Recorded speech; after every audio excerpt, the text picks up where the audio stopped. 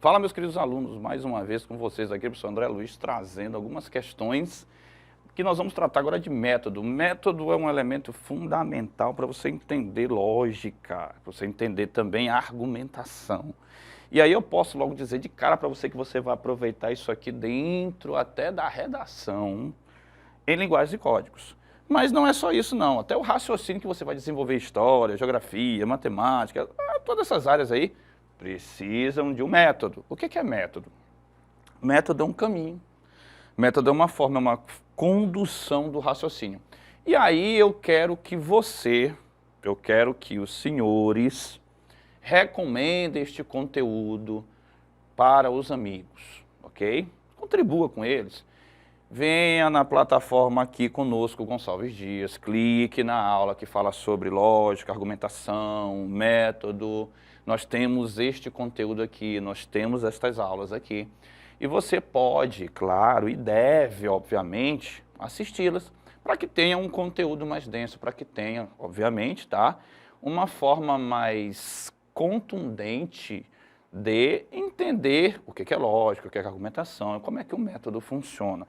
Método dedutivo, método indutivo, que são os dois métodos que a gente mais encontra aqui dentro daquilo que nós consideramos como úteis para a ciência e para a construção do nosso conhecimento, tá certo? Então eu convido vocês a estarem conosco, irmanados aqui nesta investigação a partir do método. De cara nós temos uma questão muito interessante. Esta questão aqui eu já percebi que tem uma séria polêmica dentro dela, mas é interessante tratar deste assunto, tá? Acompanhe comigo aqui. Leia e analise os itens abaixo e identifique o tipo de argumentação. A medicina é inútil, meu tio gastou R$1 milhão com o médico e morreu doente. Aqui nós temos, tecnicamente, um tipo de método dedutivo. Os homens jamais serão felizes, a felicidade não existe. Nós temos aqui também uma dedução. O fim de uma coisa é sua perfeição, a morte é o fim da vida, logo a morte é a perfeição. Nós temos outra dedução na 4. A qualidade do ensino é péssima porque os professores são despreparados. Aqui nós temos uma espécie de raciocínio que está caminhando também aqui para uma dedução. A 5, a prata conduz a eletricidade, o zinco, o ferro, o ouro e o cobre também, logo todos os metais conduzem a eletricidade. A forma deste argumento é uma indução. Então, a número 5 é uma indução, correto? As outras, não, nem tanto, não conseguem chegar a uma indução, estão perto de uma dedução, muitas claramente dedutivas. É correto o que se afirma em letra A. Apenas a 5 é uma indução? Sim, apenas a 5 é uma indução. Olha só a arquitetura do argumento. A prata conduz a eletricidade, o zinco, o ferro, o ouro, o cobre também. Logo, olha a conclusão generalizadora. Todos os metais conduzem a eletricidade. Uma indução clara. Apenas 1, 2 e 3 são deduções? Não. A 4 também é. Não posso marcar a letra B. A 4 também é uma dedução. Então, não são somente 1, 2 e 3. Faltou a 4. Apenas a 1 e a 2 são induções? Nenhuma das duas eu não poderia considerar claramente uma indução. Até porque a número 1 está mais para dedutivamente se apresentar do que indutivamente. Ok? Apenas a 3, 4 e 5 são deduções? Não, meus senhores. A 5 é uma indução, ela não é uma dedução. Eu não posso marcar a letra D de dado. Letra E, apenas 1 é indução? Não, garotos e garotas. A 1 é uma dedução. A 1 tem uma arquitetura de dedução, uma construção de dedução, uma constituição de dedução. Então aqui eu não tenho outra alternativa, gente. Embora polêmicas à parte, a única alternativa que eu vou poder assinalar aqui é a letra A. Você vai marcar para você a letra A de André. Marque para você a letra A, ok? Beleza? Marque a letra A nesta questão. Perfeito? Marcou? Podemos seguir? Vamos lá? Show de bola. A segunda questão, ela é também uma questão muito legal de se fazer, muito bacana mesmo. Show de bola. Do ponto de vista da lógica formal, um argumento é improcedente quando se apresentam os princípios de universalidade, ou seja, a proposição universal. Professor, o que é uma proposição universal? E você vem aqui na plataforma Gonçalves Dias, clica ali sobre a aula de argumentação e lógica, silogismo, você vai encontrar isso, certo? Mas veja só, vou dar uma canja para você aqui. Quando você alcança todos os elementos de um conjunto, é universal. Quando você alcança mais de um, mas não todos, é particular. E quando tu só tem um, é singular. Então aqui ele está dizendo que o primeiro princípio é a universalidade. Então eu vou ter de considerar todos os elementos. E o da contrariedade. Ou seja, eu vou ter de pegar o sentido contrário. Então, se eu quero analisar um argumento improcedente, eu tenho a universalidade e a contrariedade. Certo? Perfeito. Os referidos princípios estão presentes na seguinte opção. Vamos lá. Nenhum homem é mortal. Nenhum homem, universalidade. Algum aqui é particular. E não é contrariedade, necessariamente, porque eu tenho a particularidade, eu não tenho universalidade. Todo homem é mortal. Alguns homens são mortais. Eu tenho a mesma coisa, né? Eu tenho a universalidade, mas aí depois eu tenho um argumento particular. Algum é particular, não tem universalidade e contrariedade. Estou padecendo deste problema, né? Todo homem é mortal. Nenhum homem é mortal. Aqui eu tenho universalidade e contrariedade. Olha só, todo homem é mortal. Aí eu venho logo com o contrário. Nenhum homem é mortal. Contrariedade e universalidade. Estou cobrindo todos os elementos de um conjunto, construindo a primeira proposição de um jeito e a outra logo no sentido contrário. Contrariedade, universalidade. Encontrei esses dois princípios juntos.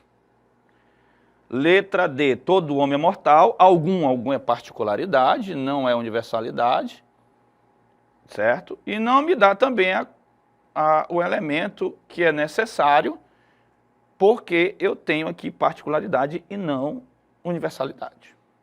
Algum já começa particular, eu tenho particularidade e não universalidade. Então, já não vai cobrir aquilo, já não vai corresponder ao meu anseio.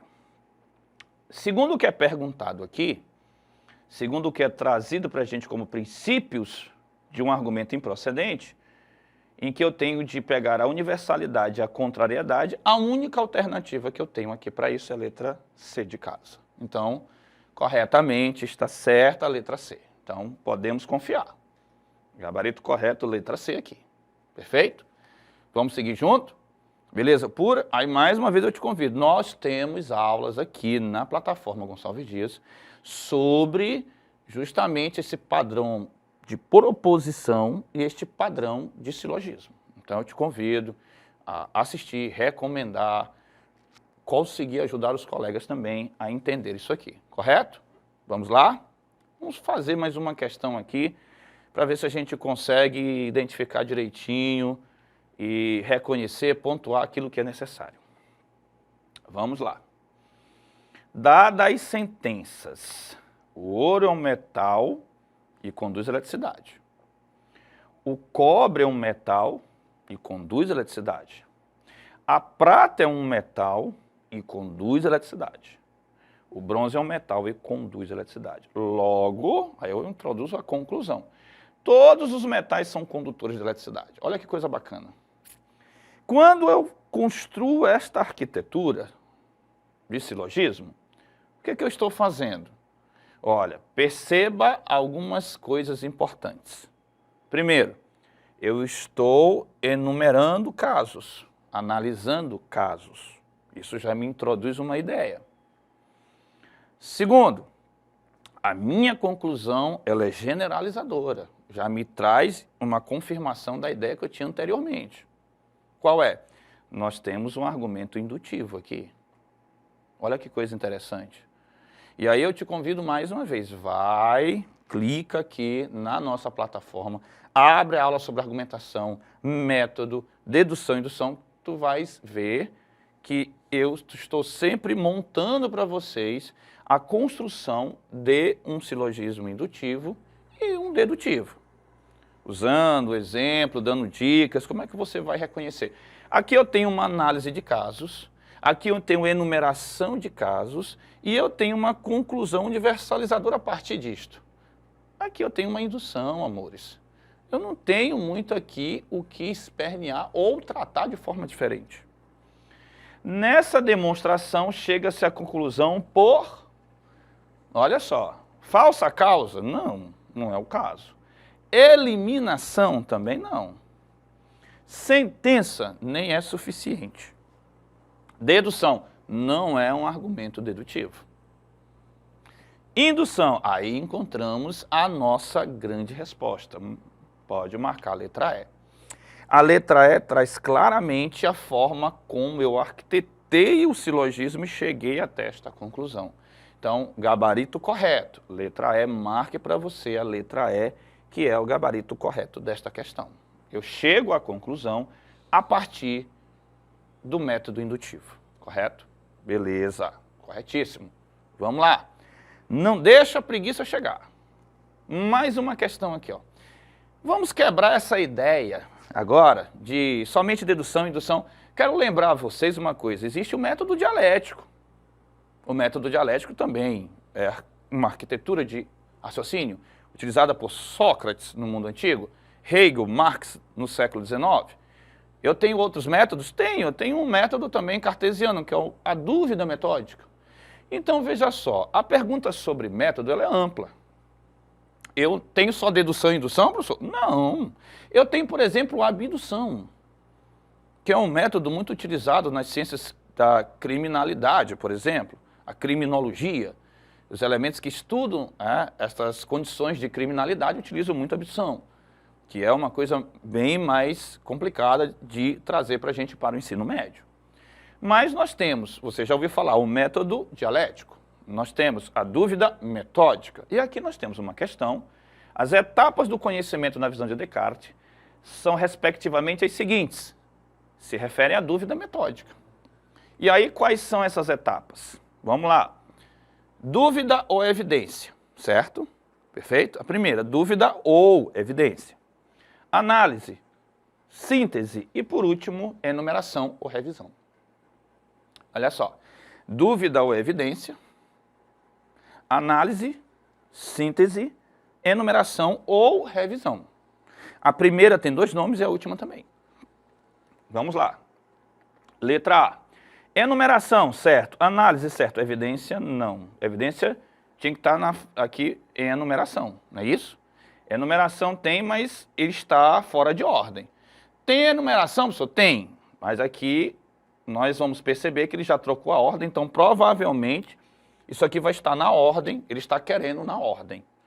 Porque ele já colocou a evidência lá, está fora de ordem. Tem elas, mas está fora de ordem, né? Então, vamos ter calma, ver se a gente encontra uma na ordem correta. Evidência, enumeração, análise, sim, também está fora da ordem. Síntese, evidência, análise e enumeração também está fora da ordem. Então, o que isso indica para a gente? Ele está procurando alguma alternativa que tenha a ordem correta. Análise e enumeração também está fora da ordem, porque primeiro vem evidência ou dúvida, depois análise, depois síntese e, por último, revisão ou enumeração. Aqui também tem todos os elementos, mas estão fora da ordem, né? Você percebe que a letra A, B, C e D estão fora da ordem, então a letra E provavelmente vai estar na ordem. Evidência ou dúvida, certo, análise, síntese, enumeração ou revisão.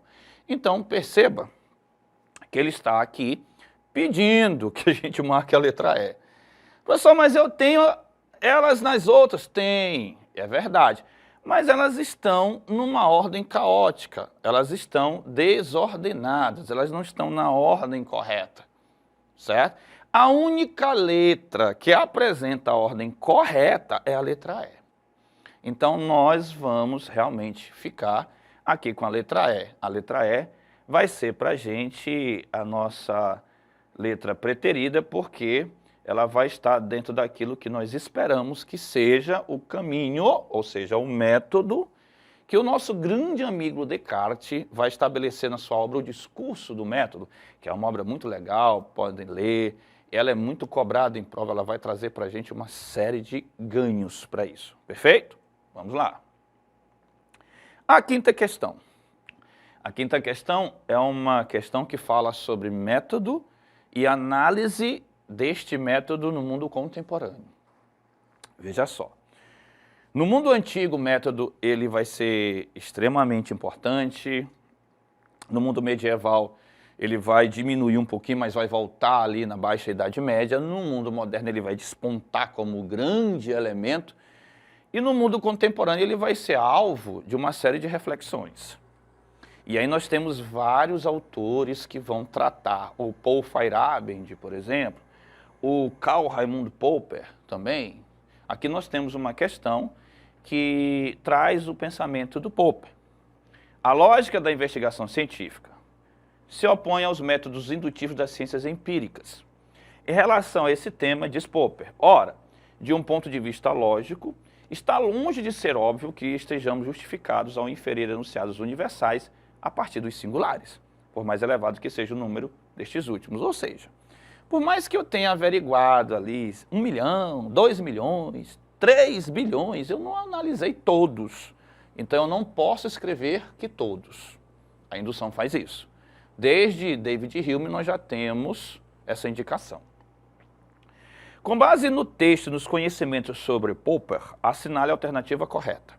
Para Popper, qualquer conclusão obtida por inferência indutiva é verdadeira? Não, ele está dizendo o contrário, né, gente? Que eu não posso confiar na indução. Então, eu não vou poder confiar também na letra A. Porque está dizendo que eu posso confiar nela. Perfeito? Não dá para marcar a letra A. De acordo com Popper, o princípio da indução não tem base lógica, o princípio da indução não tem base lógica. Perfeito, né? Podemos deixar. Porque a verdade das premissas não garante a conclusão. Certo, a letra B traz uma coisa coerente. Uma inferência, olha a letra C, indutiva, é aquela que, a partir de enunciados universais, não. A partir de enunciados particulares, não são universais. A letra C está equivocada. Percebe? Olha só. No próprio bojo da questão já está dizendo, ó, olha só. Ora, de um ponto de vista lógico, está longe de ser óbvio que estejamos justificados ao inferir enunciados universais a partir dos singulares. Aqui ele inverteu a coisa. Não são enunciados universais. Certo? A conclusão é que é universal, os enunciados são particulares.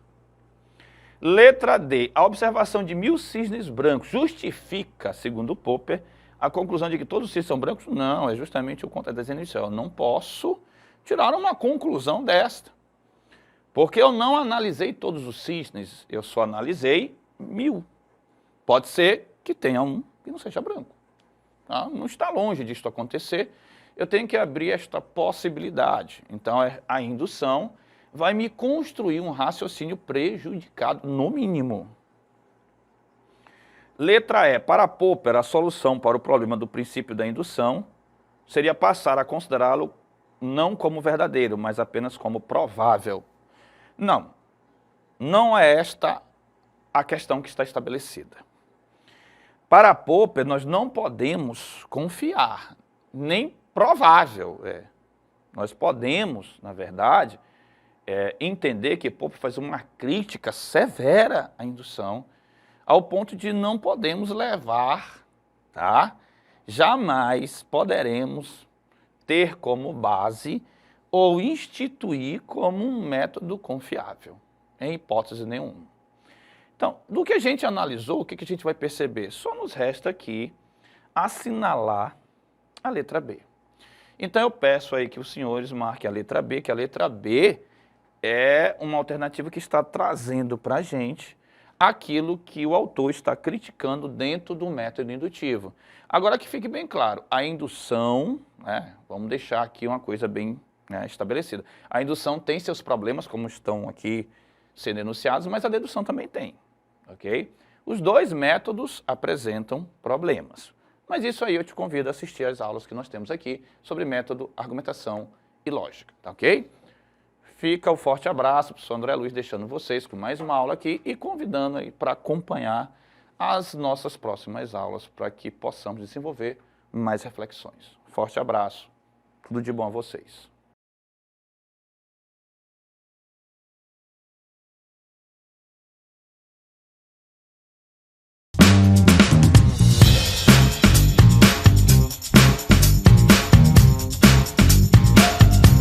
Fala, meus queridos alunos, mais uma vez com vocês aqui, professor André Luiz, trazendo para a gente algumas reflexões na área da filosofia, tentando construir alguns conhecimentos, algumas formas melhores da gente identificar aquilo que permeia a nossa realidade, dando uma mão também aos colegas das mais diversas áreas e, claro, né, tentando levar até vocês uma possibilidade de responderem mais questões, de terem um score maior para alcançar o famoso sonho de passar num grande vestibular, ter uma grande profissão e uma vida bem melhor, não é isso?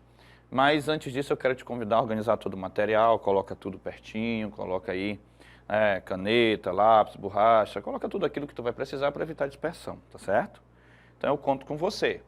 Outra coisa importante, eu quero pedir encarecidamente que o senhor investigue, vasculhe, busque aqui no nosso grande canal, Gonçalves Dias, o nosso portal, as nossas aulas, para que você possa assisti-las, ter mais base. Nós temos aulas sobre este conteúdo que nós vamos tratar aqui, sobre outros conteúdos.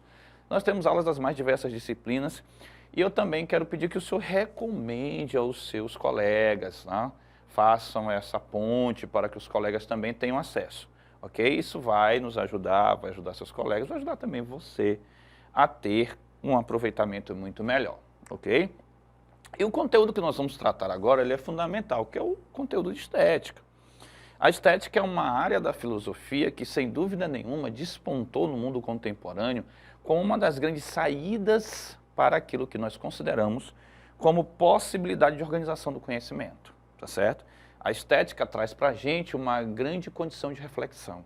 A estética traz para a gente uma possibilidade de a gente se entender, de a gente entender o mundo e, principalmente, de forma criativa, constituir conhecimento diferenciado. Olha que coisa bacana, tá bom? Então eu convido você, nós temos aulas realmente aqui, nós temos muitos conteúdos desenvolvidos que estão dentro deste tema da estética, do belo, da arte, a beleza, as sensações estéticas, tá?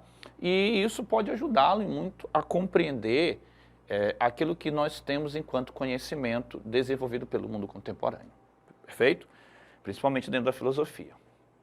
Nós temos aqui uma questão muito interessante que trata sobre a estética. Em nenhuma outra época, o corpo magro adquiriu um sentido de corpo ideal e esteve tão em evidência como nos dias atuais. Esse corpo nu ou vestido exposto em diversas revistas femininas e masculinas está na moda. Capa de revistas, matérias de jornais, manchetes publicitárias se transformou em sonho de consumo para milhares de pessoas. Partindo dessa concepção, o gordo passa a ter um corpo visivelmente sem comedimento, sem saúde, um corpo estigmatizado pelo desvio, o desvio pelo excesso. Entretanto, como afirma a escritora Marley Van, é perfeitamente possível ser gordo e saudável. Frequentemente os gordos adoecem, não por causa da gordura, mas sim pelo estresse, pela opressão a que são submetidos. E aqui nós temos, né, o texto de uma revista, perfeito? 2004.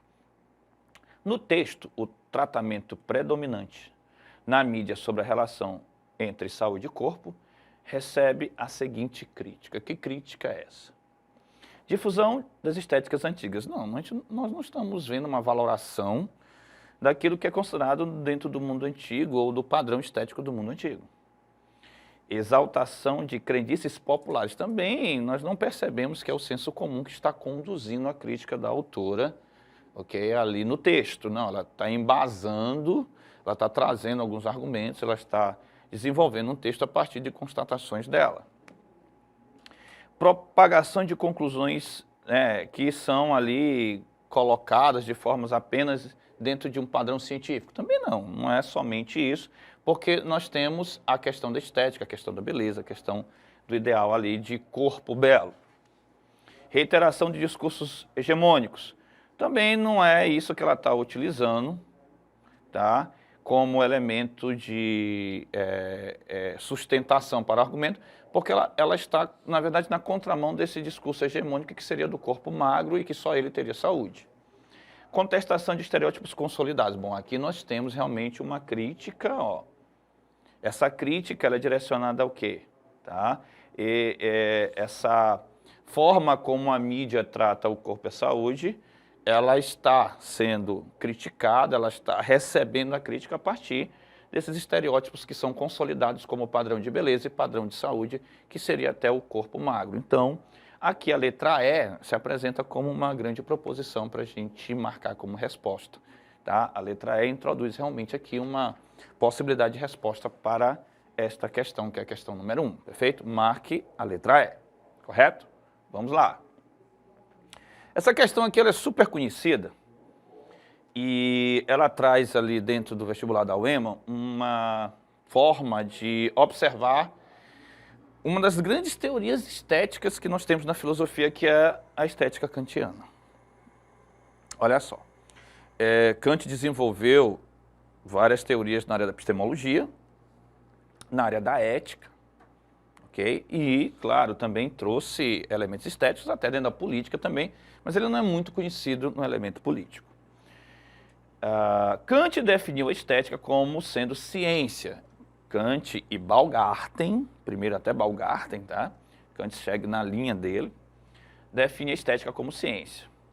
E, completando, Alexander von Baumgarten definiu como sendo a teoria do belo e das suas manifestações através da arte. Então, veja só, nós temos a beleza, mas nós temos a arte também como objeto da estética.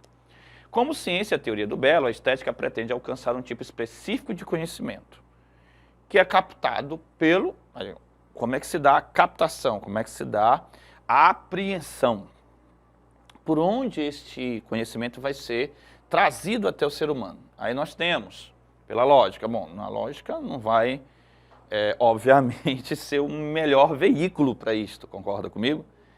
Pela razão. A razão e a lógica daria aqui quase na mesma coisa, né? Vamos combinar, né? Então, não cheira muito bem essa história.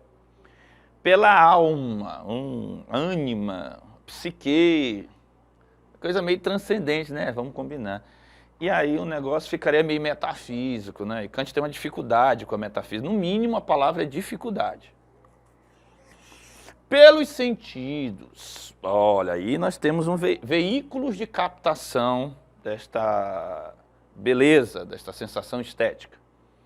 Pela emoção. Bom, não seria somente pela emoção, não seria o veículo mais adequado, não seria o elemento que seria o mais feliz do mundo a ser citado aqui como veículo para captação, tá?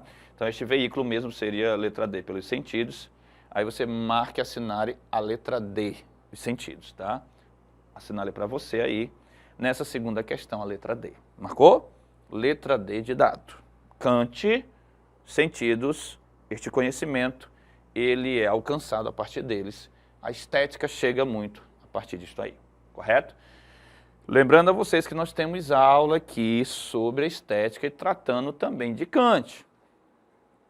Dá aqui uma busca na plataforma Gonçalves Dias, no nosso canal no YouTube, nas nossas redes sociais, que você vai encontrar e eu convido você a assistir. Venha e assista conosco. Perfeito?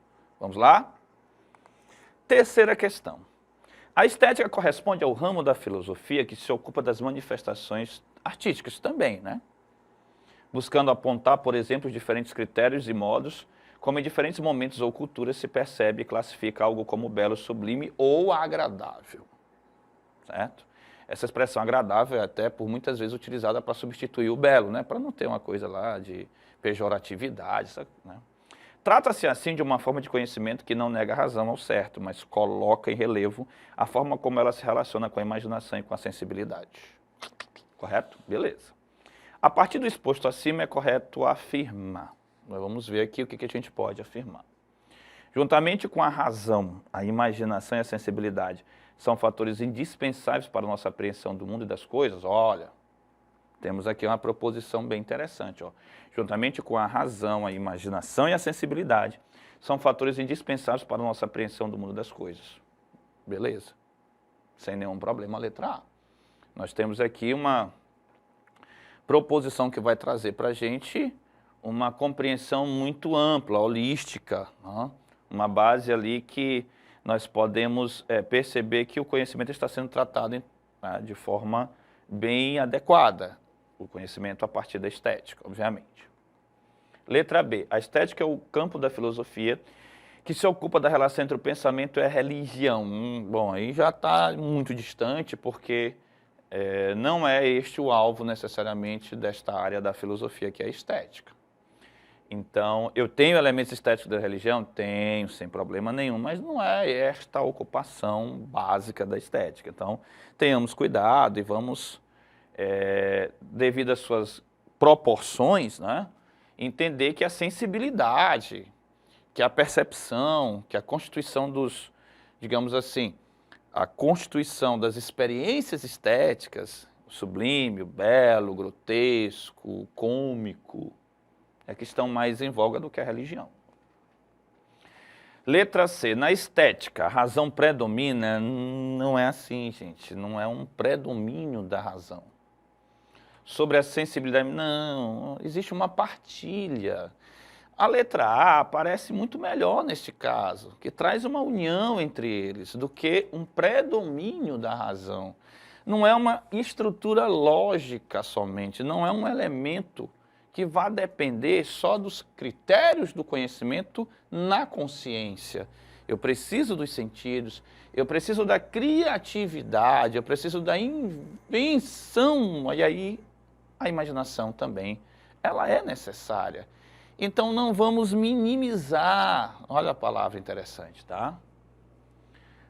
Letra D, o sublime e o agradável devem ser apreendidos de forma objetiva? Não, gente, forma objetiva é a mesma coisa do predomínio da razão. Não é o nosso caso aqui. Letra E. Na estética não há lugar para a razão? Bom, aí pronto, aqui já chutou o balde. Ninguém está dizendo, não se está dizendo, não se está afirmando que não tem lugar para a razão. O que ela não pode é dominar. Concordam?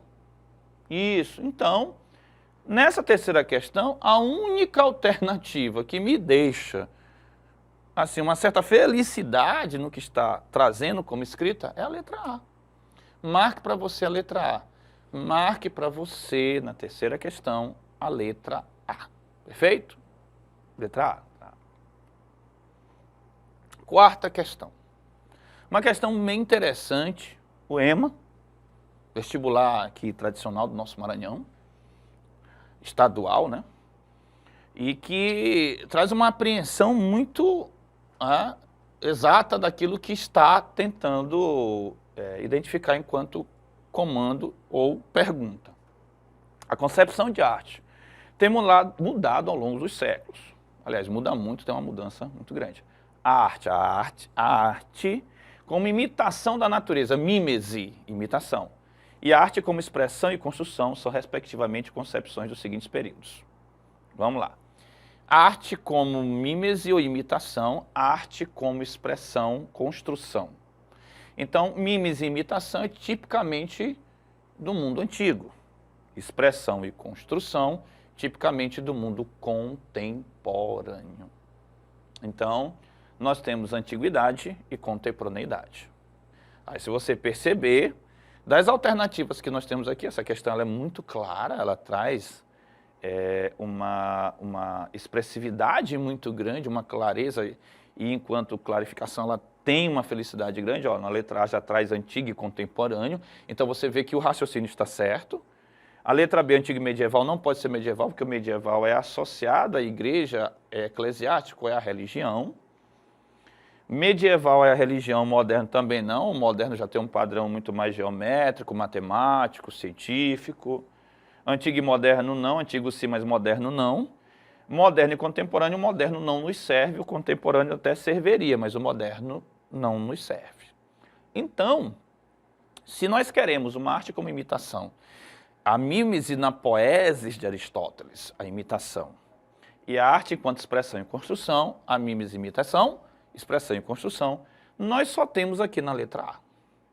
Portanto, eu convido vocês a assinalarem aqui a letra A. É válido lembrar a vocês que o mundo medieval, nós falamos ainda agora da religião, não é que a estética vai estudar a religião, não. Os padrões estéticos estão dentro de temas religiosos. Assim como no mundo moderno, os padrões estéticos eles estão dentro de elementos extremamente geométricos, matemáticos e mais até científicos. Então nós temos padrões estéticos dentro destes contextos. Mas não é que ela vai estudar matemática, geometria, não. Não é que ela vai estudar a religião, também não. Estes elementos vão contaminar de uma forma benéfica, né, claro, vão influenciar ou contextualizar aquele conceito de belo, sublime, aquele conceito de elemento que é agradável, tá certo? É neste, né, contexto que se está falando, o contexto é importante. Bom, a quinta questão, que é do Walter Benjamin, um dos grandes autores, né, a Escola de Frankfurt, que eu respeito tanto. A rua era das mais animadas da cidade. Por todo o dia estivera cheia de gente, mas agora, ao anoitecer, a multidão crescia de um minuto para o outro, e quando se acenderam os lampiões de gás, duas densas, compactas, correntes e transuentes cruzavam diante do café. Jamais me sentira num estado de ânimo como daquela tarde, e saboreei a nova emoção que de mim se apossara ante o oceano daquelas cabeças em movimento. Pouco a pouco perdi a vista e o que acontecia no ambiente em que me encontrava e abandonei-me completamente à contemplação da cena externa. Olha só, Walter Benjamin, sobre alguns temas de Baudelaire. Interessante. Os textos, ou o texto, na verdade, né? Está aqui o texto, né? Nos leva a uma compreensão da estética como? Vamos lá. Olha só, uma concepção de que o belo não está de uma forma definida, mas na plasticidade do cotidiano. Nós estamos vendo aqui realmente a descrição do cotidiano e o quanto ele vai mudando, o quanto ele vai se alterando, o quanto ele tem uma dinâmica. E realmente mudar, movimentar e dinâmica é plasticidade.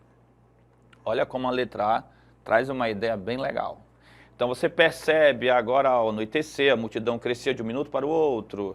Jamais me sentira no estado de ânimo como daquela tarde e saborei, olha, nova emoção. Pouco a pouco perdi de vista o que acontecia. A plasticidade é muito grande, a mudança do cotidiano.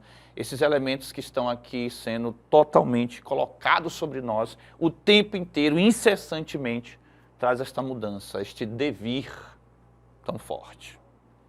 Devir enquanto mudança radical, híbrida, certo?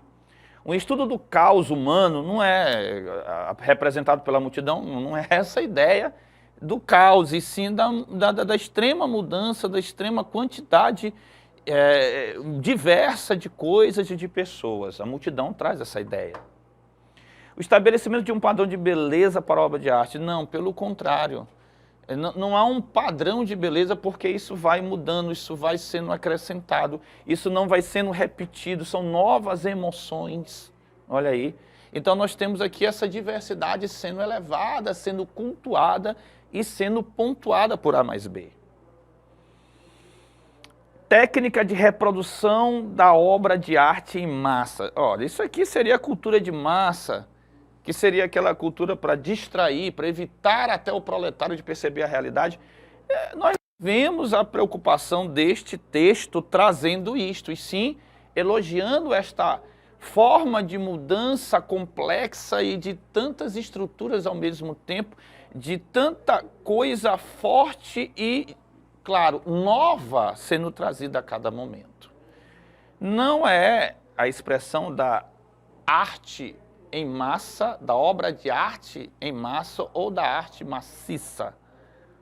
Imitação do mundo sensível. Bom, a mimese, mais uma vez, aparece aqui como imitação, mas obviamente não é a nossa predileção, não é isso que o texto está destacando para a gente, e sim essa diversidade, esta grande possibilidade da gama de elementos que vão mudando, de novas emoções que vão surgindo.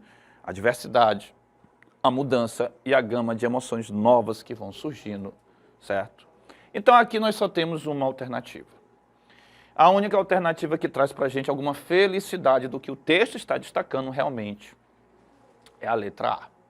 Então eu convido vocês a assinalarem a letra A, esta letra A de André, vocês podem marcar e a letra A será a nossa alternativa que vai preencher aquilo que a questão está pedindo, correto? Vou deixando o meu forte abraço a vocês, convidando vocês a continuarem com os nossos conteúdos, as nossas aulas e acompanhando, claro, aqui todo o nosso trabalho, recomendando ele, recomendem aos colegas, isso vai ajudar, não vai prejudicar e não vai gerar concorrência. Pelo contrário, vai construir uma alma gigante maior do que a que você já tem. Forte abraço, professor André Luiz, deixando vocês.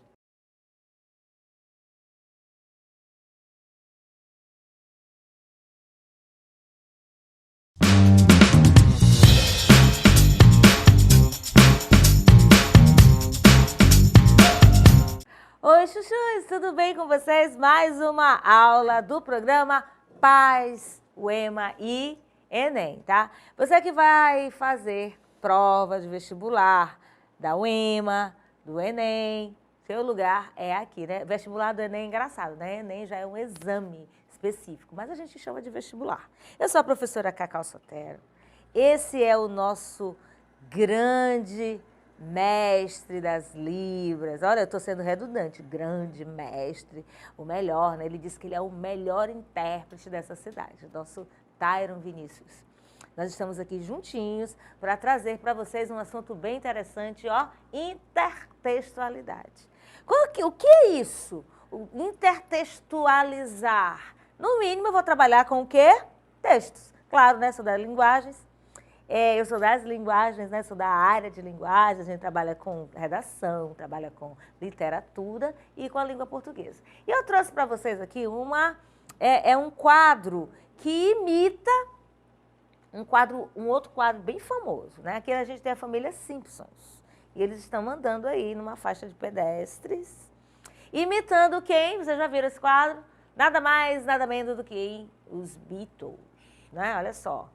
Tá bem aí, esse quadro, essa foto foi tirada, né, há muito tempo, né, os Beatles atravessando a Abbey Road, completo, olha só, quando eu peguei esse acesso aqui em 2008, né, que é o acesso dessa foto, tinha 45 anos, tá bom? Os Beatles, né, os grandes aí artistas que revolucionaram com a música, que quem não conhece uma música dos Beatles, quem não conheceu John Lennon, quem não conhece Paul McCartney, o Ringo Starr, enfim. Intertextualidade implícita e explícita, né? Explícita. Eu trouxe para vocês um quadro, né, dos Simpsons, imitando, né, ou fazendo uma reverência, uma homenagem à foto, eu falando quadro, né, uma figura, né? A foto aí dos Beatles atravessando a faixa de pedestres. Então, essa intertextualidade, por quê? Porque quando os Simpsons, que é um desenho famoso, o autor do desenho faz essa figura da mesma forma que os Beatles, ele está intertextualizando. Eu estou trabalhando dois textos, né? Lógico, textos não verbais, né? A gente não tem ali nada escrito. Então, a intertextualidade pode ser apresentada de forma direta, que é explícita, ou de forma indireta, que, claro, é implícita. E como isso se dá? Na implícita, não há relação direta com o texto, com a fonte, tá bom? Nem outras coisas que o identifiquem. Já na explícita, não está dizendo explícito, claro, tá? Mostra, eu tenho uma relação direta com o texto e elementos que esse texto traz, né? Com a sua fonte, tá bom? Então, deu para você entender o que é intertextualidade. Então, a partir daí, a gente vai ver alguns exercícios, né, na prática. Aqui a gente trabalha muito com figurinha, né, com cartoon, com charge, tá, para trabalhar aí a intertextualidade. Então, você já entendeu. Eu pego a intertextualidade, gente, são palavras que travam a minha língua. A intertextualidade, vou trabalhar textos, vou colocar algo comum entre dois textos, podendo ser de forma explícita, clara, escancarada, como foi o caso do exemplo que eu trouxe para vocês, podendo ser implícita, tá bom? Então, olha só, turma da Mônica. Minha terra tem Corinthians, onde canta o sabiá. Aí o Bidu, né, que é o o cachorro de quem? Do Franjinha, né? Que gosta que é metida cientista. Aí o outro cãozinho diz assim, minha terra tem palmeiras. Aí o Bidu diz, cada um tem o time que quiser. Gente, aqui tem uma intertextualidade, não tem? Claro. Minha terra tem palmeiras é um trecho de uma obra de quem? Gonçalves Dias, isso, daqui do Maranhão. Só que o Bidu, ele torce para o Corinthians, que é um time de São Paulo. E o Palmeiras também é um time de São Paulo. Então, eles fazem aqui uma brincadeira, uma gracinha, né? Ele cita aqui a obra do Gonçalves Dias, né? Para corrigir o Bidu, mas o Bidu quer dizer que cada um tem o time que quiser. E é verdade, a gente torce para o time que a gente quiser, né? Agora, se fosse eu não ia dizer minha terra tem Palmeiras, eu ia dizer assim, minha terra tem Flamengo. Gostaram? Tem gente que vai dizer que não, né? Os antiflamenguistas ficam assim doidinhos quando a gente faz esse tipo de brincadeira, mas aqui é tudo bem, né? Tudo legal, a gente está aqui para torcer para que a gente quer. Então, entenderam aí a questão da intertextualidade. Bom, a intertextualidade, eu posso ter a alusão. O que é isso? Faz referência a elementos de outros textos de maneira indireta, ou seja, implícita. Citação, quando é acrescentado partes de outros textos em uma produção textual, o que gera a intertextualidade direta. Você pode fazer isso na sua redação, usar a intertextualidade. De repente, dependendo do tema, você pode usar uma citação de uma música, você pode usar a citação de um poema, como, por exemplo, o do Gonçalves Dias, no caso aqui do exemplo da nossa aula. Você pode usar uma frase de efeito de um pensador, ser ou não ser, eis a questão, é conhecidíssima, e outras frases de efeito que vão surgindo aí. E você tem que colocar o autor, tá? Não pode deixar, no caso aí da sua prova do Enem, tá bom? Se você usar uma frase de efeito, você tem que colocar que se o texto é de Shakespeare, William Shakespeare, você tem que colocar se a frase é de Freud, se a frase é do Karl Marx, se a frase é do Jean-Jacques Rousseau, se a frase é do Montesquieu, enfim, Maquiavel, depende muito do tema. E depende muito também daquele argumento que você vai sustentar o seu ponto de vista. Deu para entender, né? Então, a intertextualidade cabe no Enem? Sim. Cabe na minha prova de redação? Sim. Cabe na minha prova da redação da UEMA? Claro que cabe. Depende muito do tema e daquilo que você está defendendo, tá bom? Uma epígrafe é o complemento de parágrafo ou frase no texto produzido que se relaciona com outro. E ainda a paráfrase, que é a recriação de um texto com a mesma ideia do texto-fonte. A paráfrase, gente, não é a mesma coisa que a paródia. A paródia é quando eu jogo uma outra letra em cima de uma melodia, ou em cima de uma outra produção. A gente vê muito paródia agora em campanha política. A gente escuta muita música que tem uma melodia que você já conhece com uma letra falando aí do candidato, tá bom?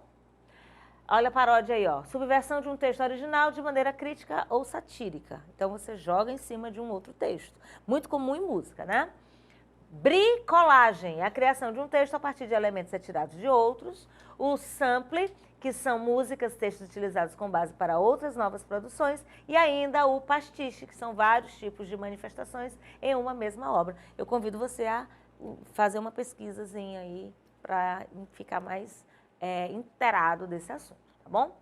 Então, vamos aqui de exercícios, né, de questões. Essa questão é do Enem. Você tem aí um quadro que você está observando. O nome desse quadro é Operários, muito conhecido. De que época?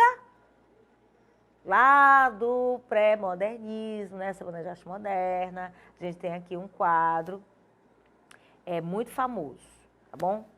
E aí a gente tem várias pessoas e vocês podem perceber que as feições que essas pessoas apresentam, né, cada um em seu rosto, é a mesma feição do outro, né? Então, caras tristes, o mesmo olhar, né, o mesmo semblante. E elas também estão posicionadas como se fosse uma parede, sei lá. E atrás temos uma fábrica, não é assim? Então, a gente tem aqui na descrição aí, operários, olhos sobre tela, né? Acervo artístico-cultural dos palácios do governo do estado de São Paulo. São desiguais na fisionomia, como eu falei, na cor e na raça, o que lhes assegura identidade peculiar. São iguais enquanto frente de trabalho. Num dos cantos, as chaminés das indústrias se alçam verticalmente, olha só. Como elas se alçam verticalmente, assim eles ficam, né, os operários. No mais, em todo o quadro, os rostos colados, um ao lado do outro, em pirâmide que tende a se prolongar infinitamente como mercadoria que se acumula pelo quadro. Também é um quadro que leva a gente a uma reflexão, né? Também são desiguais na fisionomia, na cor, na raça, o que lhes assegura identidade peculiar, são iguais enquanto frente de trabalho. Num dos cantos, as chaminés das indústrias se alçam verticalmente, como estava ali no outro slide, no mais são todos parecidos, né? E aí a gente tem, como eu falei, é da época do modernismo, é um quadro, né, uma obra, tá aqui a autora Tarsila do Amaral, que com certeza você já identificou, está muito aí nos livros didáticos. Esse texto aí, que eu acabei de ler para vocês, né, as características, ele é um quadro, como nós sabemos, de Tarsila do Amaral, é um tema que também se encontra nos versos transcritos. Então, a gente vai fazer a intertextualidade. O que a Tarsila do Amaral traz de reflexão em relação a esse quadro está expresso em que trecho aqui? Letra A.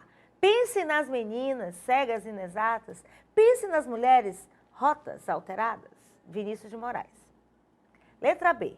Somos muito severinos, iguais em tudo e na sina, há de abrandar estas pedras, suando-se muito em cima. João Cabral de Melo Neto. Letra C. O funcionário público não cabe no poema, com seu salário de fome e sua vida fechada em arquivos. Ferreira Goulart. Então, desses três aqui, você já pode pensar qual dessas construções estão aí, cabem nessa mesma característica dada por Tarsila do Amaral no quadro. Letra D, não sou nada, nunca serei nada, não posso querer ser nada. A partir disso, tenho em mim todos os sonhos do mundo. Fernando Pessoa. Letra E, os inocentes do Leblon não viram o navio entrar. Os inocentes, definitivamente inocentes, tudo ignoravam, mas a areia é quente e há um óleo suave que eles passam pelas costas e aquecem. Carlos Drummond de Andrade. Com certeza, vendo aí a semelhança dos operários, o jeito dos olhos, todos iguais, todos parecidos, obviamente você já matou aí a questão que é a letra B. Somos muito severinos, iguais em tudo e na sina, há de abrandar estas pedras, suando-se muito em cima. Esse poema, que também com certeza você já conhece, João Cabral de Melo Neto, fala da saga de um nordestino lá de Pernambuco, saindo do sertão para a capital Recife, em busca de melhoria, né? Por conta da vida sofrida lá no sertão. Mais uma questão. Quem não passou pela experiência de estar lendo um texto, defrontar-se com passagens já lidas em outros? Os textos conversam entre si em um diálogo constante. Esse fenômeno tem a denominação de intertextualidade. Leia os seguintes textos. Texto 1. Quando nasci, um anjo torto, desses que vivem na sombra, disse: vai, Carlos, segalte na vida. Carlos Drummond de Andrade. Isso aqui é um poema que a gente já leu, ok? Vamos para o texto 2. Quando nasci, veio um anjo safado, um chato de um querubim, e decretou que eu estava predestinado a ser errado. Assim, já de saída a minha estrada entortou, mas vou até o fim. Chico Buarque. São parecidos, não são? O texto do Carlos Drummond de Andrade e o texto do Chico Buarque. Se eles são parecidos, há intertextualidade entre eles. 3. Quando nascia um anjo esbelto, desses que tocam trombeta, anunciou: vai carregar a bandeira.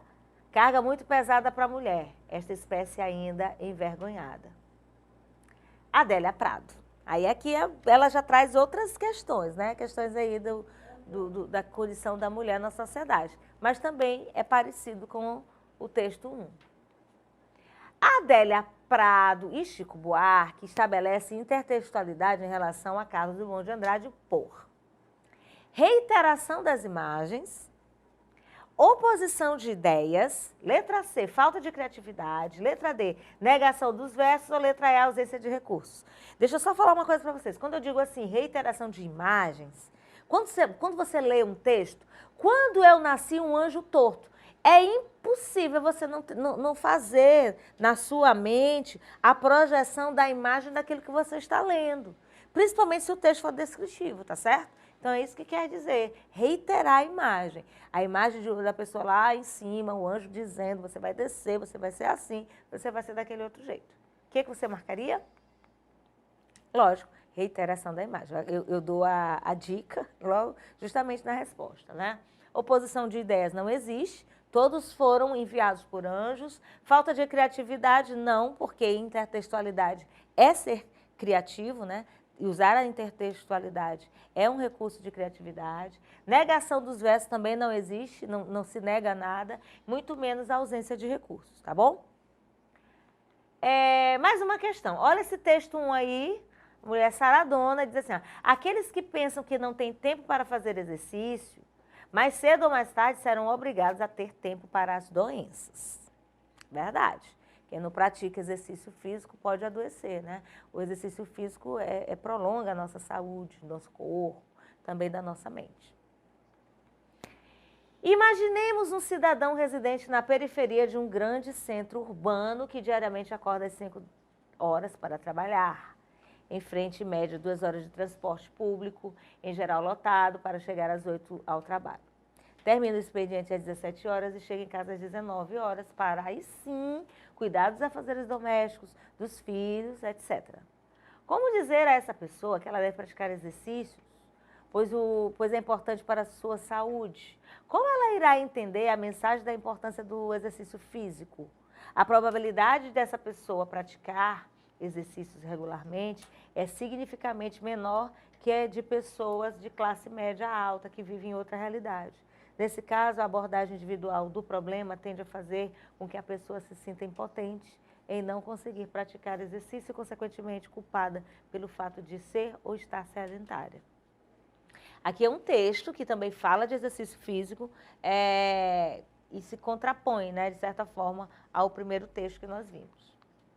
Esse segundo texto propõe uma reflexão sobre o primeiro acerca do impacto de mudanças do estilo de vida na saúde e apresenta uma visão medicalizada que relaciona a prática dos exercícios físicos por qualquer indivíduo à promoção da saúde, ampliada, que considera aspectos sociais intervenientes da prática de exercícios no cotidiano.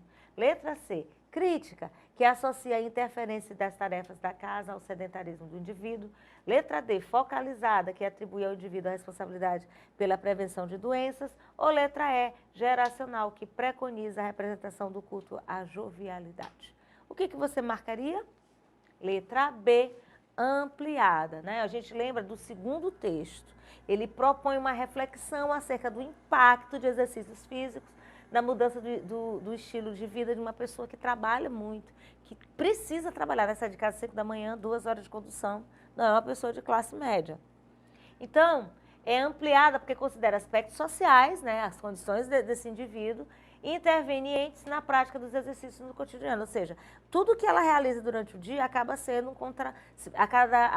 contrapondo a talvez essa disposição para um exercício físico. Bom, mais uma vez nós encerramos uma aula muito interessante, falando de intertextualidade. E eu posso também citar uma intertextualidade entre aulas, quando a gente traz uma questão, como eu fiz na aula, numa dessas aulas, sobre leitura e arte, trouxe a questão do professor Marcos Dominici. Para falar de linguagem, eu trouxe uma questão de arte, né? Na verdade, nesse caso, não há uma intertextualidade, né? Existe uma contextualização, usando disciplinas diferentes, tá? Vale lembrar. A intertextualidade se dá quando você trabalha textos que podem citar outros textos, ou nesse como, por exemplo, eu usei o primeiro texto para falar de exercício físico, e o segundo traz uma série de contrapontos que vêm de encontro, né? Se é contrapor, vai de encontro, a condição de determinados indivíduos que têm uma vida, uma lida muito difícil, trabalham muito e fica complicado, depois de tudo isso, ainda fazer atividade física, que é importante para a saúde. A intertextualidade pode ser explícita, pode ser implícita, nós podemos fazer alusão, paráfrase, nós podemos também fazer paródia, que nós estamos vendo muito agora nesse momento político.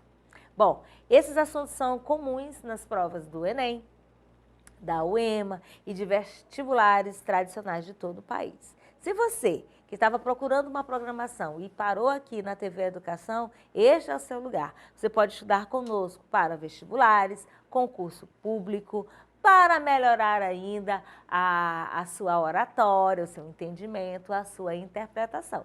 E eu fico por aqui. Compliquei?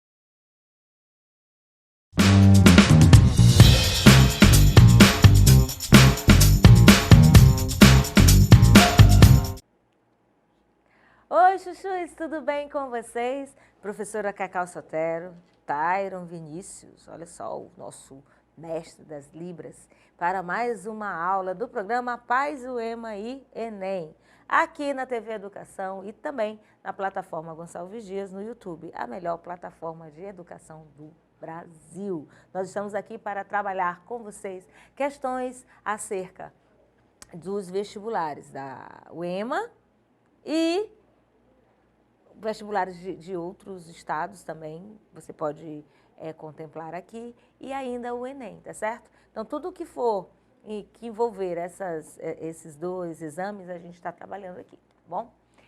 A gente está falando de intertextualidade, essa segunda aula, né? Já falamos que intertextualizar é trabalhar ideias em textos, buscando a semelhança entre eles. Isso pode acontecer com textos não verbais e também com textos verbais. A gente pode fazer uma reflexão, a gente pode fazer uma alusão, uma paródia, uma paráfrase. Você volta, se você perdeu a aula anterior, você vai achar a intertextualidade 1, a parte 1, e aqui a gente dá continuidade. Agora a gente vai de exercícios, tá? De questões. Essa questão é do Enem. Texto 1. O Estatuto do Idoso completou 15 anos em 2018 e só no primeiro semestre o Disque 100 recebeu 16 mil denúncias de violação dos direitos dos idosos em todo o país. Só uma pausa, tá, gente? Esse texto aqui, ó, é de 2018, nós estamos em 2022, né? Já tem uns anos, mas a gente sempre dá uma ênfase a questões que estão em evidência na atualidade. Violência contra idoso. É muita covardia, você não acha?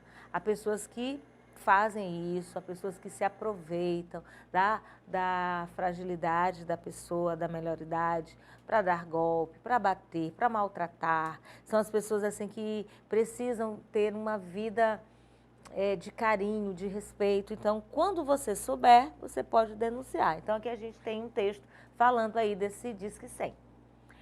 Continuando. Para especialistas da área, o aumento do número de denúncias pode ser consequência do encorajamento dos mais velhos na busca pelos direitos. Mas também pode refletir uma onda crescente de violência na sociedade e dentro das próprias famílias. Políticas públicas mais eficazes no atendimento ao idoso são o mínimo que um país deve estabelecer. O Brasil está ficando para trás e é preciso levar em consideração que o país envelhece, que é uma tendência mundial, sem estar preparado para arcar com os desafios, como criar uma rede de proteção para os serviços de saúde pública e dar suporte às famílias que precisam cuidar de seus idosos dependentes. Então, é um assunto ainda em evidência, é um assunto da atualidade, é uma questão de 2018, mas vale a pena a gente comentar, tá bom? Texto 2. Aí agora, você vai olhar na sua tela e analisar. Direito dos idosos. A gente tem uma senhorinha sentada numa poltrona, com um notebook, né? E um abajur do lado. Estatuto do Idoso e a Constituição Federal asseguram atendimento preferencial no SUS, prioridade na tramitação de processos judiciais, vagas preferenciais em estacionamentos, meia entrada em eventos culturais, esportivos e de lazer. Aos idosos de baixa renda também estão garantidos viagem gratuita em ônibus interestadual, assistência de um salário mínimo e acesso a mais de 20 programas sociais. Legal, né? Agora a pergunta, será que os nossos idosos estão usufruindo desses direitos aqui garantidos, os que são de baixa renda? Então, se você conhece alguém que não está se enquadrando aí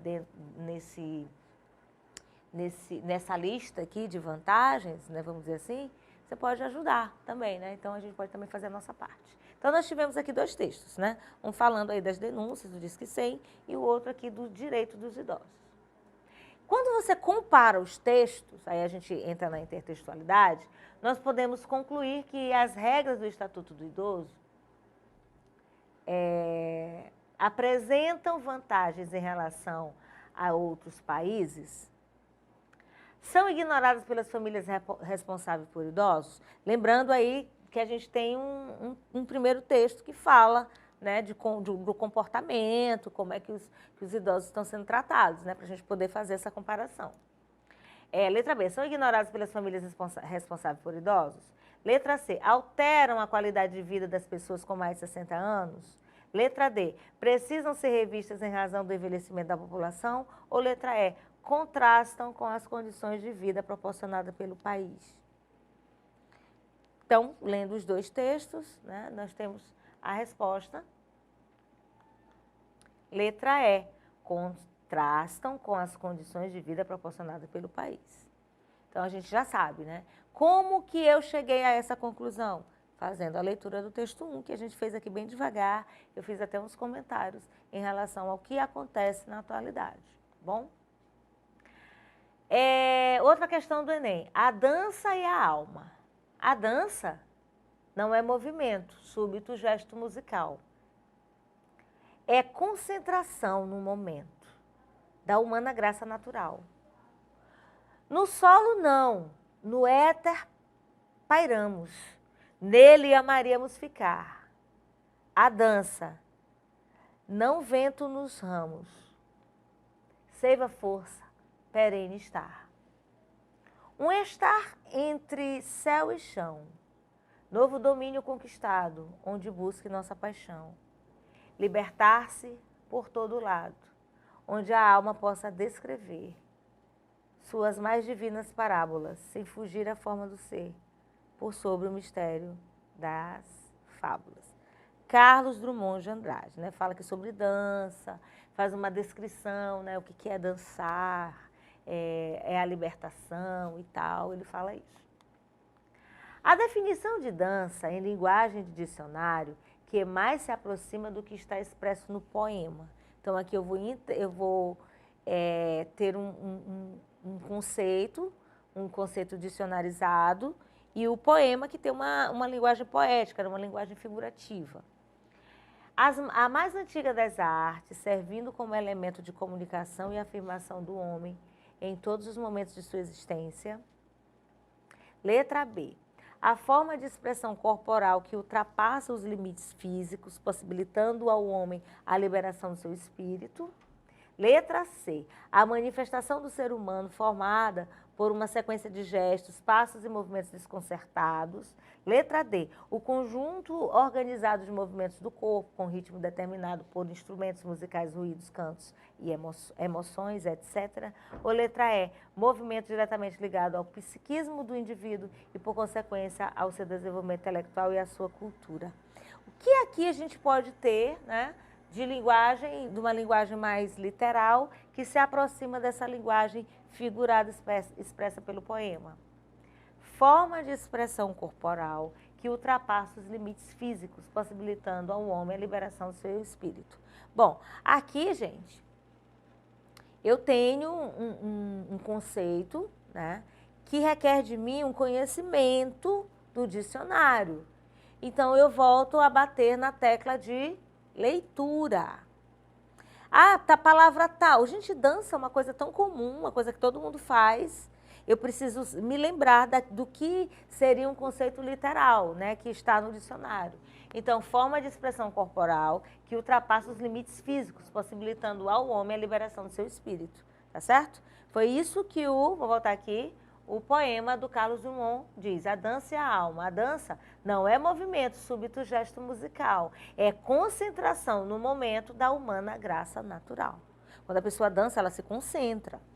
No solo, não. No éter pairamos. Aqui entra a questão figurativa, porque a gente dança no chão, mas se sente flutuando. Nele amaríamos ficar. A dança, não vento nos ramos, seiva força perene estar. Um estar entre céu e chão. Novo domínio conquistado onde busque nossa paixão. Libertar-se por todo lado onde a alma possa descrever suas mais divinas parábolas sem fugir da forma do ser, por sobre os mistérios das fábulas. Então, a forma de expressão corporal que ultrapassamos os limites físicos. Aí porque aí tem a questão da imaginação, né? A questão da figuração aí que o poeta traz para nós no seu poema. Mais uma questão de Enem. Leia o texto e examine a ilustração. Óbito do autor.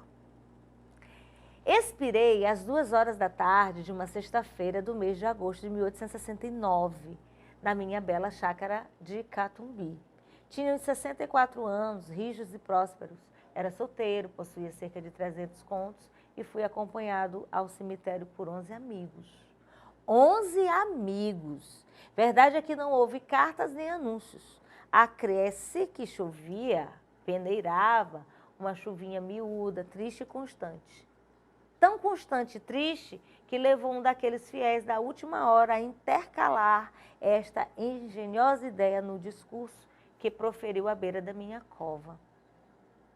Vós que conhecestes, meus senhores, vós podeis dizer comigo que a natureza parece estar chorando a perda irreparável de um dos mais belos caracteres que tem honrado a humanidade.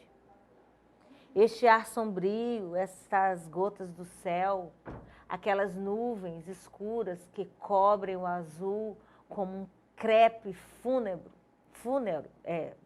eu ia falar fúnebre, é funéreo. Tudo isto é a dor crua e má que lhe rói a natureza, as mais íntimas entranhas. Tudo isso é um sublime louvor ao nosso ilustre finado. Esse texto é de Memórias Póstumas de Brás Cubas, tá? De Machado de Assis. Embaixo, você tem aí na sua tela uma figura.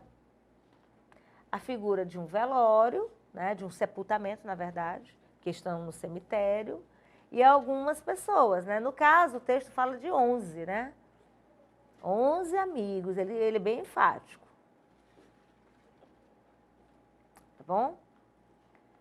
Compare o texto de Machado de Assis com a ilustração de Portinari. É correto afirmar que é a ilustração do pintor. A gente volta aqui para você olhar mais um pouquinho. Tá bom? A gente tem eu fiz a leitura, né, o nome está dizendo Memórias Póstumas, quer dizer, o cara já morreu, mas ele fala aí das suas memórias. Com essa ilustração que você viu aí, essa ilustração apresenta detalhes ausentes na cena descrita no texto verbal?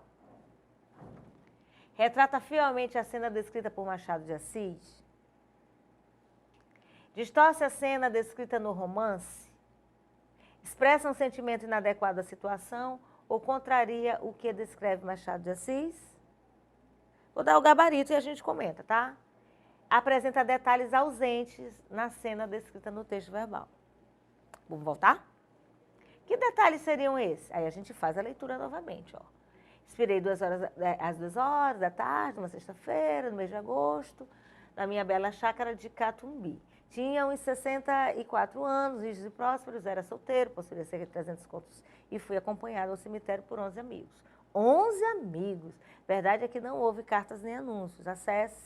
Acresce que chovia, peneirava uma chuvinha miúda, triste e constante, tão triste, que levou um daqueles, na última hora, a intercalar esta engenhosa ideia no discurso que proferiu à beira da minha cova.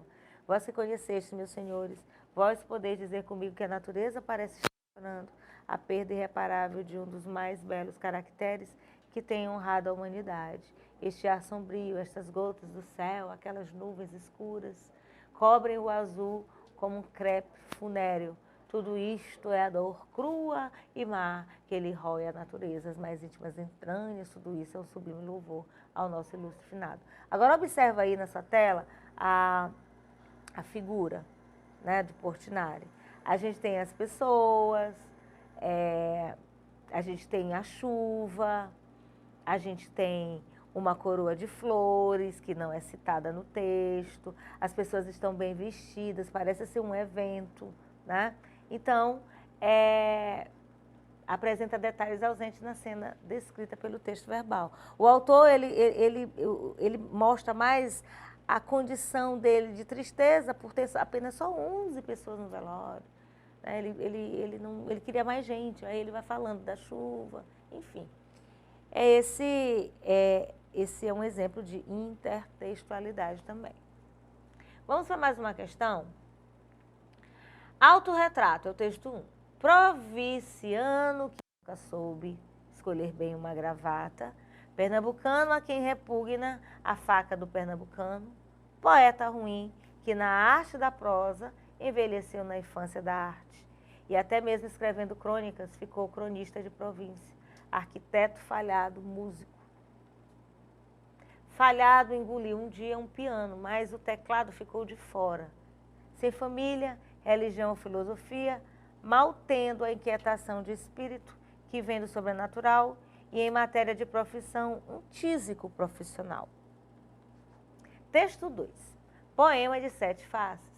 Quando eu nasci, isso aí a gente já leu em outra questão, mas com contexto diferente. Quando eu nasci, um anjo torto, desses que vivem na sombra, disse: vai, Carlos, ser gauche na vida. As casas espiam os homens que correm atrás de mulheres. A tarde talvez fosse azul, não houvesse tantos desejos. Meu Deus, por que me abandonaste? Se sabias que eu não era Deus, se sabias que eu era fraco. Mundo, mundo, vasto mundo, se eu me chamasse Raimundo, seria uma rima, não uma solução. Mundo, mundo, vasto mundo, mais vasto é o coração. Tísico significa tuberculoso, para quem não sabe. Esses poemas têm em comum o fato de, eu também já trouxe gabaritado, refletirem um sentimento pessimista, né? Ambos os textos falam aí de pessimismo. Então, a intertextualidade, no caso, trata-se da questão do tema abordado entre os dois autores, tá certo? Eu queria voltar um pouquinho com vocês, rapidinho, no primeiro poema. Veja só, ele fala assim, ó: envelheceu na infância da arte, não tem uma história de um anjo, como é que eu vou dizer, enviando alguém para a Terra, como aconteceu no segundo texto, tá? A intertextualidade se dá em relação ao tema desenvolvido nas obras. Até mesmo escrevendo crônicas, ficou cronista de província, arquiteto, falhado músico. Falhado. Engoliu um dia um piano, mas o teclado ficou de fora. Sem família, aí fala, sem família, sem religião, sem filosofia, mal tendo a inquietação de espírito que vem do sobrenatural, em matéria de profissão, um tísico, quer dizer, doente. Então não tem nada nada a agregar. É uma pessoa doente, é uma pessoa inquieta. E o Carlos Drummond de Andrade, ele vem para mostrar que o anjo envia, né? A gente viu na outra aula só a primeira parte, né? Só a primeira estrofe.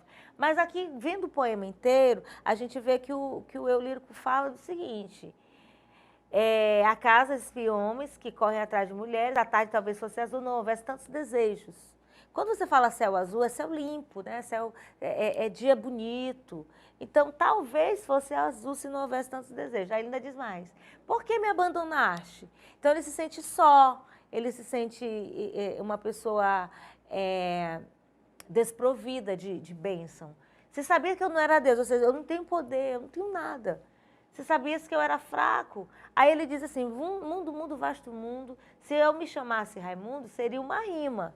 Quer dizer, se eu me chamasse Raimundo, ia ser uma rima, não ia ser nada. Rima porque mundo rima com Raimundo. mundo, vasto mundo, mas vasto é o meu coração, quer dizer, vazio. Então, o pessimismo, tá? A reflexão do sentimento pessimista perpassa nos dois textos. Letra A, descreverem aspectos físicos dos próprios autores. Isso não quer dizer nada, não quer dizer que o eu lírico seja o mesmo autor, né? Eu posso ser um autor de um texto e escrever acerca de outra pessoa. O eu poético pode ser diferente. Terem a doença como tema. O segundo texto não fala de doença, fala de fraqueza, né? de ser desprovido de poder. Narram a vida de autores desde o nascimento? Não narram,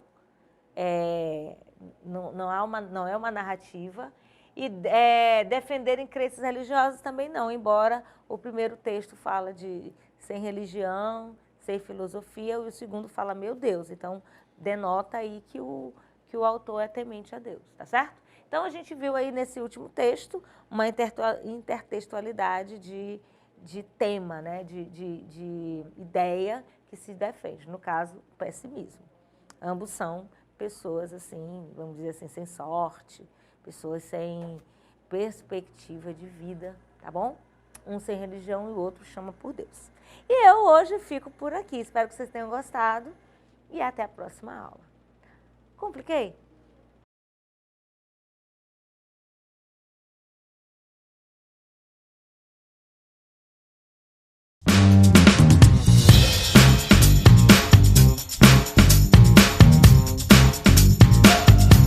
Olá, pessoal! Tudo bem com vocês? Sou a professora Conceição Alencar e começa agora a sua aula de redação no nosso projeto Paz UEMA Enem. Então vamos lá para a nossa aula de hoje. Na aula de hoje, o nosso foco será o Enem. Vocês já sabem, vocês que acompanham as nossas aulas, já sabem que a gente sempre faz essa diferenciação. Algumas aulas o foco será Paz UEMA e outras aulas o foco será o Enem. E qual será a aula de hoje?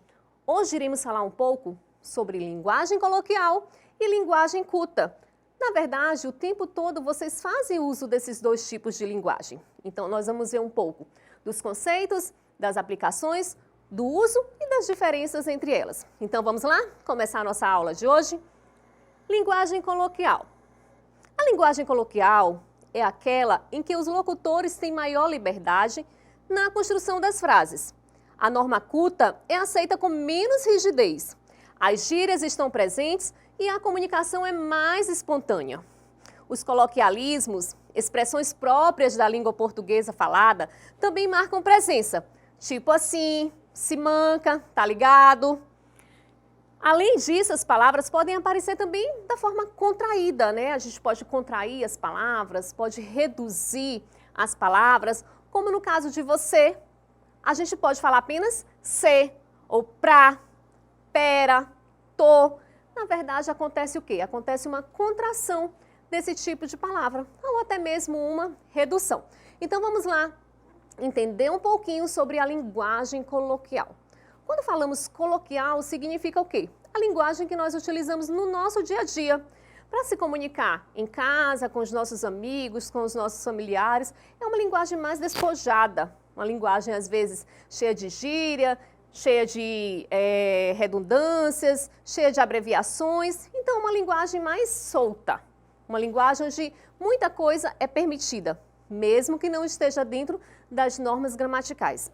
Imaginem vocês, se o tempo todo nós tivéssemos que nos preocupar com a concordância verbal, com a concordância nominal, com regência e com todos esses outros aspectos para nos comunicarmos com os nossos amigos e com os nossos familiares. Ficaria algo até cansativo, não é verdade? Então, a linguagem coloquial é aquela que nós utilizamos no nosso dia a dia. Então, já grava aí, coloquial, a linguagem do nosso dia a dia. Então, vamos ver aqui um exemplo de linguagem coloquial. Você vai na igreja? Perguntou a sogra. Vou sim. A gente vai cantar alguns hinos com o coral. Tipo, vai ser legal, mesmo que estou cansada, respondeu a menina contente. Beleza, peraí que vou organizar as coisas para ir também. Então, o que nós podemos constatar, perceber aqui neste diálogo, né? A gente percebe uma linguagem totalmente despojada, uma linguagem do ambiente familiar, que não está preocupado com normas gramaticais. Note que a terceira pessoa do plural, no caso o nós, foi substituído pela palavra a gente. Separado, tá, turma? Não vamos escrever a gente junto, porque aí já tem um outro significado. Aí já seria agente de polícia, agente de saúde. Muito cuidado com essas informações também. Então, é um costume muito comum nós fazermos essas trocas. Trocar o nós por a gente, por o pessoal. E outra informação importante, quando vocês utilizarem o pessoal, o verbo vai ficar no singular. O pessoal foi e não o pessoal foram. Então, muito cuidado aí com essas utilizações que vocês fazem também. Perceba as contrações e as marcas da oralidade destacada em negrito. O que nós podemos perceber?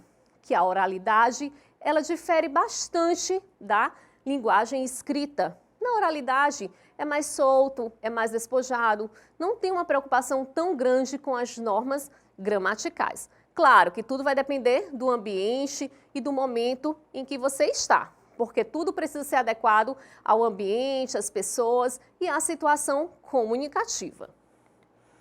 E a linguagem culta? Em termos gerais, a linguagem culta é aquela que se aprende nos livros didáticos e deve ser aplicada em contextos mais formais, que requerem maior eloquência e também autoridade, né? Então, quando falamos da linguagem culta, é uma linguagem mais rebuscada. Chamamos também de linguagem formal. E vocês vão ver que é essa que vocês vão fazer uso lá na redação de vocês do Enem. Os trabalhos acadêmicos, revistas científicas, congressos, documentos, audiências, ambientes jurídicos são bons exemplos do uso da linguagem culta no cotidiano. Nesse caso, também ocorre maior preocupação com a estética da linguagem. A fala é mais polida e busca uma dicção mais rebuscada. Então, já dá para perceber uma grande diferença aí entre as duas, não é mesmo? Da linguagem coloquial e da linguagem mais formal ou da linguagem culta. Uma a gente utiliza ali entre os amigos de forma mais despojada, mais descontraída, e a outra tem uma preocupação maior. Como eu falei para vocês, a situação comunicativa, ela vai influenciar muito na forma como falamos. Se você está entre um grupo de amigos, você não tem uma preocupação tão grande em fazer a concordância correta, as conjugações corretas, mas se você está entre desconhecidos, se você está, por exemplo, numa feira, num congresso, e aí você já tem uma preocupação maior, porque você sabe que é exigido, querendo ou não, é exigido que a gente se porte de uma outra forma. Quando conhecemos as pessoas, está tudo ali mais tranquilo, mas quando nós não conhecemos, aí certamente a gente vai ter um pouco mais de preocupação na hora desta linguagem. Ainda sobre a linguagem formal. Além disso, a linguagem culta está muito relacionada com o prestígio social. Em geral, as pessoas admiram e idealizam intelectualmente os indivíduos que possuem grande domínio da formalidade. Nesse caso, percebe-se que a língua pode ser usada como instrumento de poder. A fala mais normatizada é capaz de admitir uma imagem positiva para o emissor e reforçar sua autoridade frente aos outros membros de uma mesma comunidade. Vocês sabem, né, turma, que a palavra, ela tem poder. A oralidade, ela tem um poder, né? Por isso nós temos tantos cursos aí de oratória. Por quê? Porque às vezes uma pessoa é capaz de convencer a outra apenas pela forma como se coloca, apenas pela forma que fala. E aí, aquela pessoa que fala com uma linguagem mais culta, mais rebuscada, ela acaba tendo um maior prestígio social. Ao contrário das pessoas que não dominam esta linguagem, que por muitas vezes acabam sofrendo um preconceito linguístico. Como assim um preconceito linguístico? Certamente vocês já passaram por situações em que presenciaram ou até mesmo já sofreram este preconceito linguístico. Que seria o quê? As pessoas sorrindo da outra pela forma como elas pronunciam, né? Às vezes uma variação regional, uma variação histórica, aquelas palavras lá do tempo dos nossos pais, dos nossos avós, ou uma palavra de uma outra região, ou até mesmo por conta de uma situação econômica que não é tão privilegiada, né? E aí acaba tendo essa questão do preconceito linguístico. Aqui no Maranhão existe um mito de que o nosso português é o português mais correto do Brasil. Já quero falar para vocês que isso é apenas um mito, tá bom, turma? Na verdade, por que surgiu esse mito? Porque nós, maranhenses, ainda utilizamos o tu. E muitas vezes fazemos a concordância correta. E também porque a maneira de falar do maranhense se assemelha um pouco com o português de Portugal. E aí criou-se esse mito de que o português do Maranhão é o português mais correto, é o português mais bonito. Lembrando que isso não existe. Desde que haja comunicação, desde que haja o entendimento, tudo é permitido na oralidade. Na escrita, sim, teremos algumas regras que são mais específicas. Nas redações de vestibulares, geralmente a linguagem culta é requerida para a construção de textos. O Enem deixa isso bem claro no enunciado das suas propostas. A partir da leitura dos textos motivadores seguintes, redija um texto dissertativo argumentativo em modalidade escrita formal da língua portuguesa sobre o tema. Então, turma, o próprio exame já vai trazer essa orientação para vocês. Ele já diz que a modalidade da língua, a modalidade que vocês terão que utilizar, o tipo de linguagem que vocês terão que utilizar é a linguagem formal, é a escrita formal.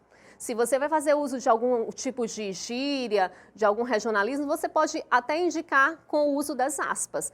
Mas muito cuidado, porque o que vai prevalecer na redação de vocês será a linguagem formal, visto que a tipologia cobrada no Enem e na grande maioria dos vestibulares é qual? A dissertativa, argumentativa, que requer uma linguagem denotativa, objetiva, com uma argumentação coerente, coesa. Então, muito cuidado que no Enem a escrita exigida é a escrita formal. Vamos deixar o coloquialismo para os nossos amigos, entre os nossos familiares, para aqueles momentos mais descontraídos. Então, vamos ver a diferença entre a norma culta e a norma coloquial. A norma culta existe uma preocupação com a gramática normativa.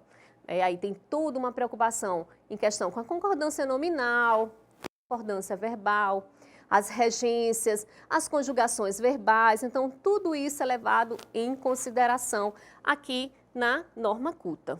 Não tem gírias, então, ausência de gírias. Não costumam utilizar gírias na norma culta ou na norma formal, podemos chamar de formal também. A ausência de formas reduzidas, também não tem formas reduzidas. Na verdade, essas formas reduzidas, elas existem tanto na oralidade quanto na escrita. Nós já estamos tão acostumados a utilizar aplicativos de mensagens que muitas palavras já é hábito colocarmos VC para você, a letra Q para que o é, né, que, e muitas outras, PQ para porquê. Então, acabou virando um hábito na escrita, assim como temos também alguns hábitos que são característicos da oralidade. Enquanto que a norma coloquial, não existe essa preocupação com a gramática normativa. Existe um uso mais solto, mais liberado das gírias. Sabemos que essas gírias ela tem uma marca muito dos grupos sociais, ela tem uma marca regional. Se formos pegar aqui as gírias do Maranhão, as palavras, as expressões utilizadas pelos maranhenses, aí dá uma aula bem grande sobre expressões maranhenses, não é verdade? E é permitido sim o uso de formas reduzidas. Aqui, por exemplo, você está conversando com um amigo, você não tem aquela preocupação de falar de acordo com a concordância, de acordo com a regência. Você diz, vamos para a praia? Você não diz, vamos à praia. Né? Então, tem toda uma linguagem mais despojada, mais descontraída. Então, vamos agora para as questões, como é que vocês vão encontrar esses conteúdos lá no Enem sobre linguagem coloquial e linguagem culta. Lembrando que esse é um dos conteúdos bem importantes que vocês devem estar por dentro, atualizados, porque certamente irá aparecer no Enem, até porque é uma exigência, não tem como ficar de fora. Linguagem coloquial e linguagem culta, visto que é uma exigência do exame. Quando você abrir a prova, você já vai se deparar com a orientação. Utilize a escrita formal, a escrita culta. Então vamos lá ver como é que isso acontece. Gírias das redes sociais caem na boca do povo. Então vamos ver. Nem adianta fazer a egípcia. Entendeu? Veja o glossário com as principais expressões da internet. Lacrou, biscoiteiro, crush. Quem nunca se deparou com ao menos uma dessas palavras não passa muito tempo nas redes sociais. Do dia para a noite, palavras e frases começaram a definir sentimentos e acontecimentos. E o sucesso desse tu foi parar no vocabulário de muita gente. O dialeto já não se restringe só à web. O contato constante com palavras do ambiente online acaba rompendo a barreira entre o mundo virtual e o mundo real. Quando menos se espera, começamos a repetir, em conversas do dia a dia, o que aprendemos na internet. A partir daí, juntamos palavras já conhecidas do nosso idioma a novas expressões. E aí vem um glossário de todas as expressões que são utilizadas na internet. Isso é uma questão do Enem, tá, turma? Fiquem ligados para que vocês percebam a importância deste conteúdo. O que significa, de acordo com a linguagem da internet, biscoiteiro? Alguém que faz de tudo para ter atenção o tempo inteiro, para ter muitas curtidas. Chamar no probleminha significa o quê? Conversar no privado. Crush, alguém que desperta o seu interesse. Divou, está muito produzida, sai bem em uma foto, assim como uma diva. Fazer a egípcia, vocês conheciam essa? Com certeza, né? Vocês estão o tempo todo aí conectado com as redes sociais, em várias manifestações e interações através das redes, né? Fazer a egípcia significa ignorar algo. Lacrou, sambou, significa ganhar uma discussão com bons argumentos a ponto de não haver possibilidade de resposta. E stalkear, investigar sobre a vida de alguém nas redes sociais, né? Então essa foi uma das questões do Enem. E olha só, o que eu quero chamar a atenção de vocês, que todas essas palavras, quando ela caiu lá no Enem, elas poderiam ser bem novas e agora elas talvez já não sejam tão utilizadas. Outras continuam sendo utilizadas e outras já caíram em desuso, porque a língua portuguesa, ela permite isso. A nossa língua é uma língua viva. O tempo todo novas palavras vão surgindo e outras palavras vão caindo em desuso.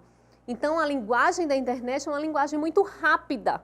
O tempo todo vão surgindo novas palavras e sem que a gente perceba, essas palavras elas vão sendo incorporadas no nosso dicionário e também na nossa maneira de falar. Vamos lá para o comando da questão? Então, embora migrando do ambiente online para o vocabulário das pessoas fora da rede, essas expressões não são consideradas como características do uso padrão da língua. Por quê? Poderia chamar aquelas expressões como padrão da língua? Não, né? Ele já está afirmando aqui no enunciado que não. Muita atenção ao enunciado. Então, letra A, definem sentimentos e acontecimentos corriqueiros na web. Letra B, constituem marcas específicas de uma determinada variedade. Letra C, passam a integrar a fala das pessoas em conversas cotidianas. Letra D, são empregadas por quem passa muito tempo nas redes sociais. Ou letra E, complementam palavras e expressões já conhecidas do português. E aí, qual vocês marcariam? Então, a opção correta, letra B. Na verdade, elas constituem marcas que são específicas de uma determinada variedade. Né? Qual é a variedade que nós estamos falando? Aquela linguagem que é utilizada na internet. Então, daí, a gente pode ter a conclusão de que pertence a uma determinada variedade, certo? Por falar nisso, dê uma revisada lá sobre variedades linguísticas e níveis de linguagem. Mais uma para a gente poder encerrar nossa aula de hoje, também do Enem de 2021. Piquititim. Se eu fosse um passarinho, destes bem avoador, desses bem piquititim, assim que nem beija-flor, avoava do gaim e assentava-se em assombro, nas gripinhas do seu ombro, mó de beijar seus beicinhos. E se você deixasse às vezes com o fio do seu cabelinho, no prazo de quase um mês, eu fazia nosso ninho. Aí, sei que dessa vez, em pouquinho tempo depois, nós largava de ser 2 para ser 4, 5 ou 6.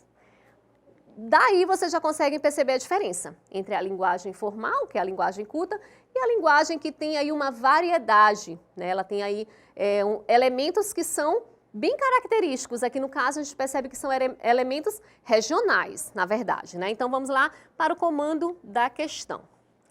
A estratégia linguística predominante na configuração regional da linguagem, representada na letra da canção é... Então vamos lá para as opções. Letra A, ausência da marca de concordância nominal. Letra B, redução da sílaba final de cada palavra. Letra C, emprego de um vocabulário característico da fauna brasileira. Letra D, uso da regra variável de concordância verbal. Letra E, supressão do R na sílaba final dos vocábulos. E aí? Tem umas que a gente já sabe de cara que não é, né, turma? Vocês podem até ir por eliminação. Já tira aquelas que não tem nada a ver, já risca logo e aí vão analisando as outras que sobraram. Vamos lá para a opção correta? A opção correta é a redução da sílaba final de determinadas palavras, né? Então, assim como na oralidade, às vezes nós acrescentamos letras, às vezes retiramos, às vezes fazemos uma redundância ou uma abreviação. Na linguagem coloquial, tudo é permitido desde que haja uma comunicação, desde que haja entendimento. Ao contrário da linguagem escrita, que nós precisamos ter um cuidado um pouco maior. Então é isso, turma. Espero que tenham gostado da aula. Aguardo vocês na próxima. Um grande abraço e até lá!